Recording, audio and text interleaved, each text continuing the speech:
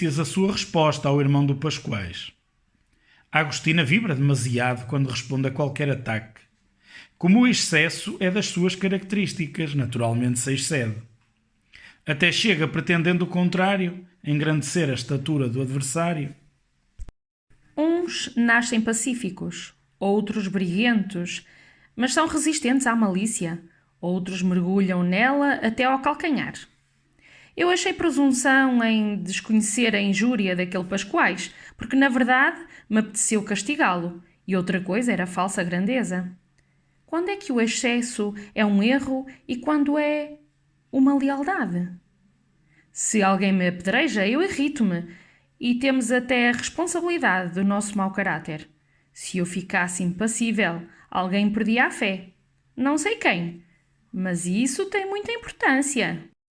Excerto de correspondência alusivo à carta aberta à escritora Agostina Bessa Luís, que João Teixeira de Vasconcelos publicou no JN em janeiro de 1959, tecendo duras críticas à obra O Susto, imaginando retratados alguns dos seus familiares mais próximos e acusando a autora de pôr de rastos o prestígio de uma família. Agostina dá uma resposta demolidora no suplemento literário do JN, de janeiro de 1959, num artigo intitulado Ao escritor João Teixeira de Vasconcelos, acusando de confundir ficção e realidade.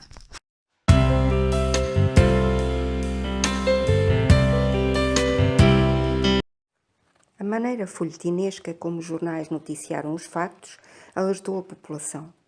De um facto suspeito passaram aos seus próprios medos, e alterações do comportamento resultaram no assalto ao lazareto, efetuado com a maior violência, no espírito de uma tomada da Bastilha. Lopo, que trabalhava com o diretor numa das enfermarias, só teve tempo de tirar a bata e misturar-se à populaça. Assim, escapou de ser desfeiteado e agredido.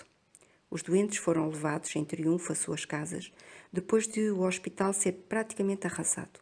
Este motim fora já precedido por assalto semelhante ao posto de desinfecção, e Lopo previra o pior. Disse: é bom que deixem os doentes mandar notícias.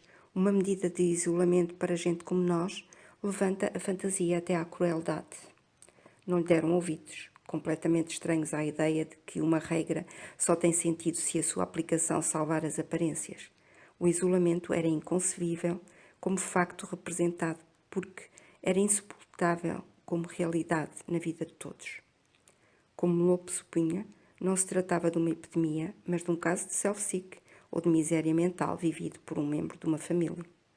Mas, 4 anos depois, a epidemia declarou-se.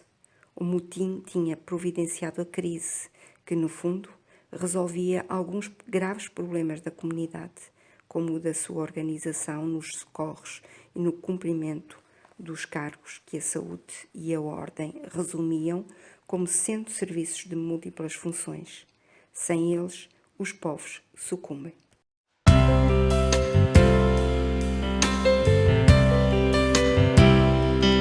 Olá uma vez mais a todas e a todos e sejam bem-vindos a um outro vídeo sobre Teixeira de Pascoais.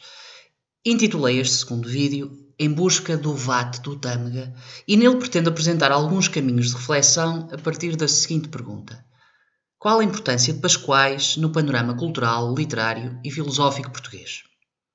Para tentar responder ou levantar algumas pistas, irei beber aos textos do poeta amarantino, não só aos de natureza ficcional, em prosa e em poesia, mas também aos de caráter doutrinário e de reflexão, uma vez que o bardo do Marão foi um pensador do belo e da condição humana, seja através dos seus versos, seja por meio do amor à natureza. Assim, hoje irei utilizar alguns livros como A Arte de Ser Português, de 1915, que apesar de não ter aqui uma edição, tenho aqui uma história crítica da literatura portuguesa, o volume 7º, onde estão presentes vários textos de Pascoais, nomeadamente A Arte de Ser Português e outros ensaios de que mais à frente irei falar. Irei recorrer também ao livro As Sombras, a Aventura, Jesus e Pan, e ainda, de 1903, e ainda de 1911, o famosíssimo Maranos. Teixeira de Pascoais ganhou o seu lugar na história da nossa literatura, da nossa cultura e do nosso pensamento a partir da sua atividade artística através da publicação de inúmeras obras, mas essencialmente após a edição de Maranos, do surgimento da Renascença Portuguesa na cidade do Porto, com o lançamento da revista Águia nesse mesmo ano, e na publicação, em 1915, de A Arte de Ser Português, não por acaso, o mesmo ano em que em Lisboa é publicada a revista Orfeu de Fernando Pessoa e de seus camaradas. O poeta de Amarante é um dos grandes teóricos e pensadores do saudosismo que mais não é do que uma atitude portuguesa de encarar a vida e a existência. Com a implantação da República a 5 de outubro de 1910, um grupo de poetas bem pensantes reúne-se no Porto e lança uma revista que visa pensar o contexto nacional, apresentando caminhos para um país a braços com uma viragem na sua história política, identitária e cultural. Pascoais é e continua a ser importante devido ao seu nacionalismo literário e ao seu espiritualismo, motores para o engrandecimento da nação.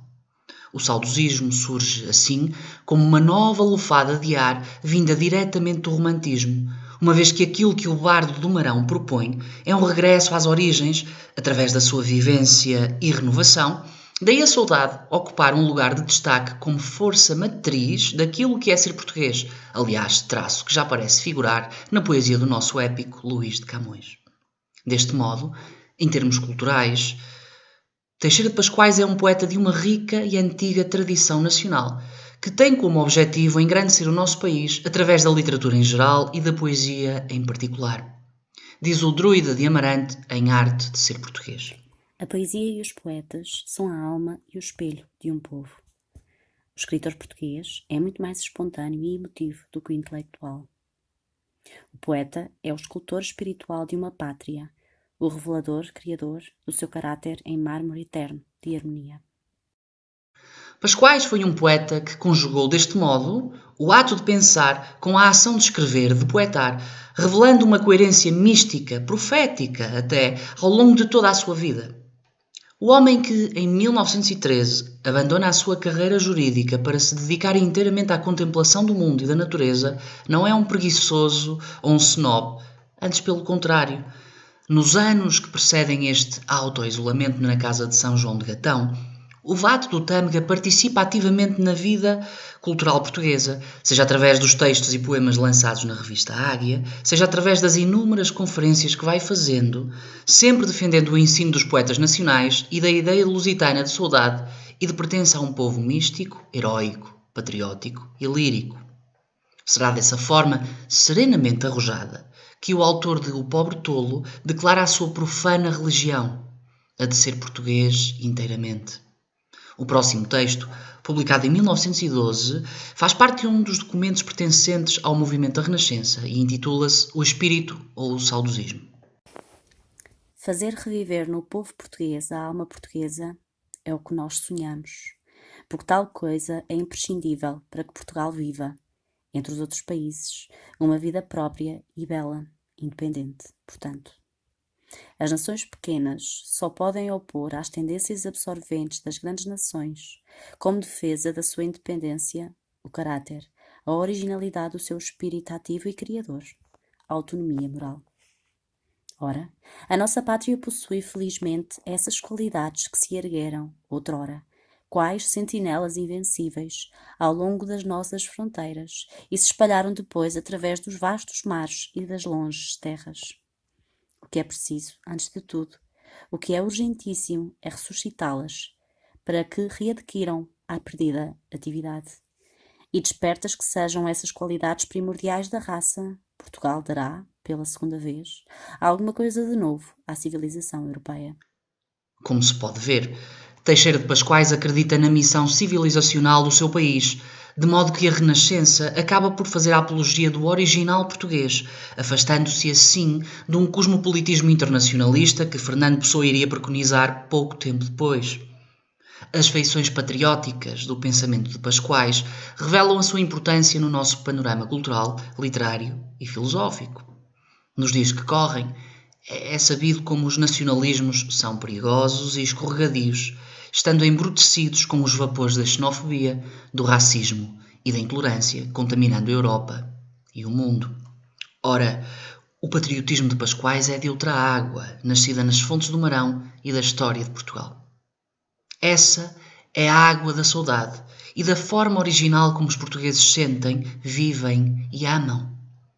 Ainda que seja certo que todo este pensamento pode ser historicamente marcado, não é menos verdade dizer que se torna, nos dias que correm, cada vez mais essencial compreendermos o patriotismo poético e literário de Pascoais, pois através dele conseguimos ver o mundo e abraçá-lo com o olhar e os gestos da tolerância. É a saudade, esse sentimento e estado de espírito que nos torna únicos e diferentes, não melhores nem piores. Continua o Vate de Gatão o seu pensamento. Há ainda nos portugueses um sentimento que é só deles.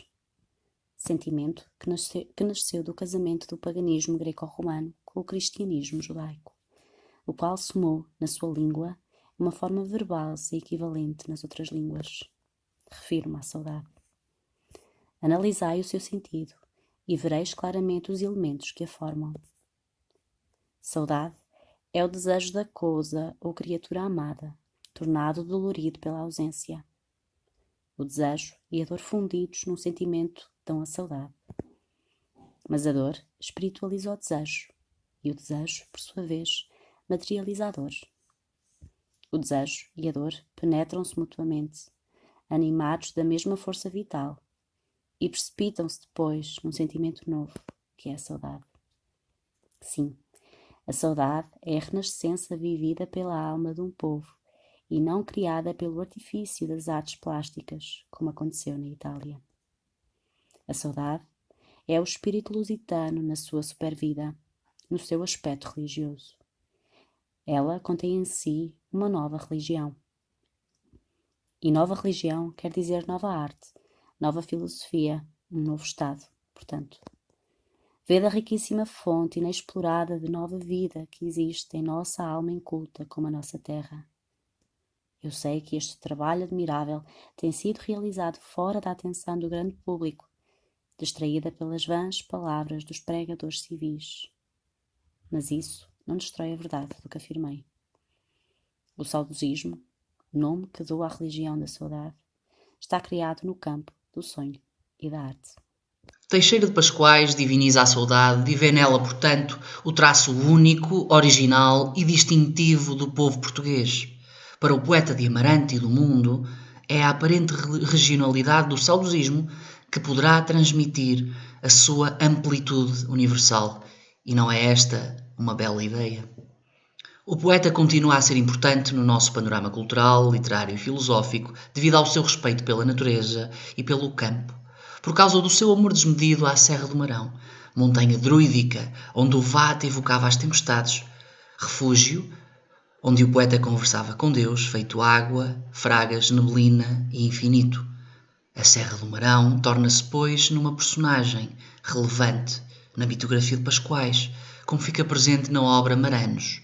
Escutemos um excerto do poema Maranos e a Sombra do Marão. Eu sou a antiga Serra do Marão, que na tua memória se levanta, toda de estéril fraga e solidão, toda em silêncio eterno e branca neve.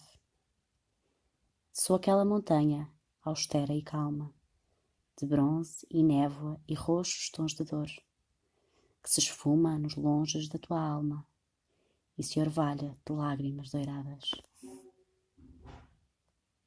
E Maranos, no susto e no arrepio, de tão grande milagre, pois, de certo, ninguém, como ele, ouvira assim falar, a sombra da montanha e do deserto, com a fronte inclinada para as fragas, naquela voz oculta, ditava. E Maranos sonhava em doce encanto, sob os olhos da sombra que o beijavam, e assim como, no ar, se perde um canto, seu espírito vago se perdia. Da serra começava a levantar-se um crepúsculo, um fumo de nevoeiro, e um oiro em pó, suspenso, ia juntar-se às primeiras estrelas. Era a noite. O amor incomensurável de Teixeira de Pascoais consubstancia-se na sua palavra feita poesia. Uma poesia de amor desinteressado, poesia sensorial, poesia, enfim, de entrega absoluta à Serra do Marão, ao Rio Tâmega, a São João do Gatão, às Fragas e ao verde, não só de Amarante, mas de toda esta região do Douro e do Tâmega. E termino com a leitura de um maravilhoso poema que mais não é do que esta entrega e este amor às coisas belas, neste caso de Amarante. Minha santa janela, onde eu medito, e digo adeus ao sol e falo ao vento, e saúdo a aurora e leio no infinito, e sinto, às vezes, um deslumbramento. Bem mais do que neste ar que se respira, pairas na minha alma, e com teus dedos de penumbra arrebatas-me a lira, ó tâmega de sonhos e segredos. E vais compondo versos de neblina, às árvores do monte, à dura frágua, elegias de orvalho à luz divina, endeixas de remanso e cantos de água. E sobes a voar, e num sombrio gesto de asa percorres as alturas, e molhas minha fronte, aéreo rio, e, através dela, sonhas e murmuras. Ó bendita janela entre as janelas, onde fala comigo a luz do luar, e a claridade viva das estrelas que traz em sangue os pés de tanto andar. Bendita sejas tu, ó sempre aberta, sobre o meu coração e estes outeiros, e esta noite fantástica e coberta de espectros, de visões e nevoeiros.